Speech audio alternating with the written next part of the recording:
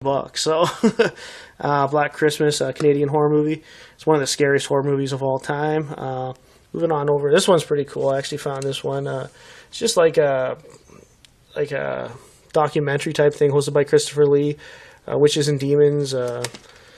Just tells you about them and stuff. I thought it was just pretty cool. I like the side of that cover, and there ain't no DVD of that. So, and I Was a Teenage Werewolf, Michael Landon. That's one of the coolest horror movies of all time. It's just, if you ever think of that classic drive-in classic horror movie, that's it right there for me.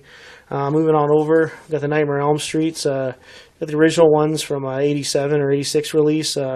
Media. The number three is the coolest one, my opinion.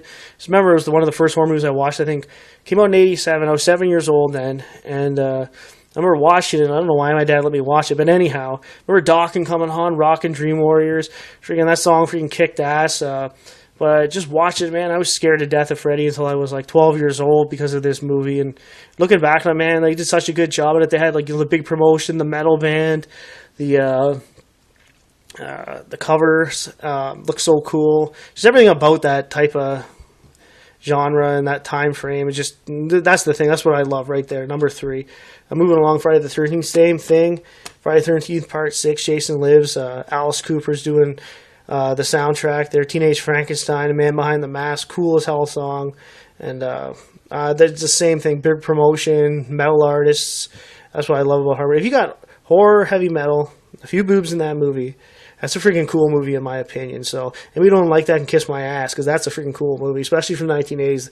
Those old boys knew how to do it back then. I got a copy of Night of the Living Dead, an International Globe home video. I think that's a Canadian release only. That's pretty cool to have in the collection. And then probably everybody has this one, Night of the Living Dead, Night of the Living Bread, the double, Day of the Dead, Dawn of the Dead. Got that one, Dawn of the Dead and Clamshell. And the remake over here, which I think is a pretty darn good remake back in 1990. Moving on down the line, we got the Halloween's Clamshell 25th anniversary edition or whatever it is. Or it's an anniversary edition anyways. Halloween 2. Halloween 3, which is a pretty cool one. We all know Michael Myers isn't in it, but he is in it because they're watching him on TV coming down the stairs. Halloween's a movie in Halloween Season of the Witch. So he is in it. He's just an actor in a movie. I guess that's the easiest way to put it. A couple more Halloweens. Hellraiser Part 3. I was kind of disappointed with this one. CFP video release, but I remember when you went to the video store back in the day, you rented it. Hellraiser was on, or Motorhead did the Hellraiser theme song at the beginning, and it freaking kicked ass. Lemmy's flipping over the table, and it's not on this copy, and this was very light videotape. So, and it wasn't on there. I was pissed off when I got that home, but I didn't pay very much money for it, and I can always go out and probably find the other one. So we got the Phantasms, and actually this movie right here, Hell Night, most I ever paid for a movie. I probably paid, the guy wanted $20 for it.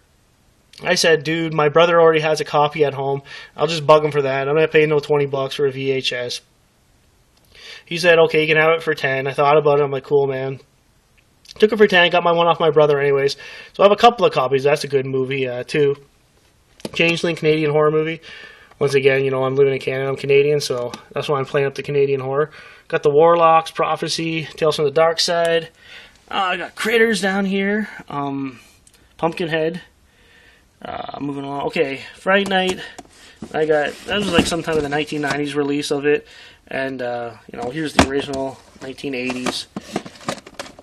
I mean, like, if you look at that cover and you look at that cover, I'm like, what the hell were they trying to pull off with this cover? That thing kicks 10 times more ass. That's how you do a cover. That's how you attract a horror fan. And, yeah, that's how you rent a movie, even if it's bad. Because, like, the cover was cool back in the day. So, we got the Halloween Part 2. Like the ending on that one, especially when the end credits come. If you know that movie and you're watching it when the end credits come, that's a cool as hell movie. Because you know what I'm talking about. Amityville Part 1992. After the first three Amityvilles, I guess in Part 3 they blew up the house or whatever, but, items from the house went to other houses and stuff like that, so I like to follow the items. I think it's freaking cool. They kept up the series. It's one of those series, make as much money off it as you can. I don't care because I love them. I'll buy them all the time. Here's a weird one. It's called Vampires. It's an English horror movie. I think it's just on DVD. I don't know why it's in a collector's edition though. I never heard of it before I seen it, but it's pretty cool. These two like kind of vampire chicks like luring in guys with like suspense, sex, and mayhem. That pretty much says it all in that movie. But I really love that movie. Moving on down here, Monster Squad.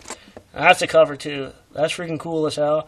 The best way when you were younger, you used to rent it. You probably want to be in the Monster Squad back then when you were a little kid. But Return of the Living Dead Part 3, cool as hell. They Live, Rowdy Roddy Piper, kicking some ass, chewing bubble gum. Puppet Masters, got Amityville 4. Exorcist, Elvira, right there. That's cool, man.